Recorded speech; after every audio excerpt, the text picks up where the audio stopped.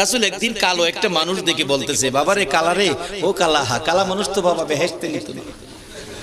কালা যে কান্দে, ও কালার কান্দা দেখে এক বুড়া আয়া কইতেছে, হুজুর এই ছেলেটা কান্দতেছে, কারণ কি? কারণ কইলে বাবা তুমিও কানবা। কই কি? কালো মানুষ বেহেশতে যাইতো না, কইছি এর লেগে কান্দতেছে। হাই হাই হুজুর কোন কি?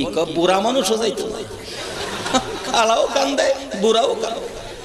রাসূল হাসে, হুজুর আমদারে কান্দাত লাগাই আপনি হাসেন? বাবা হাসি যে, শুনো কান্দু না, বেহেশতে কালা মানুষ আর বুড়া মানুষ নিবে না। বেহেশতে যাওয়ার আগে কালা সুন্দর হইব, বুড়া জোয়ান হইব, যুবক হইব। 18 থেকে 20, মতান্তরে 20 থেকে 25 বছরের বয়স, দাড়ি মুছো থাকতো না, কি সুন্দর যুবক আল্লাহ পাক বানায়া এর ঘরে বেহেশত নিব। যেই যুবক বয়সটাকে আল্লাহ পছন্দ করে, সেই বয়সের যুবকগুলোই তো আজকে মাহফিল করেছে। আল্লাহ তাদেরকে কবুল করুক, সকলে বলুন আমিন।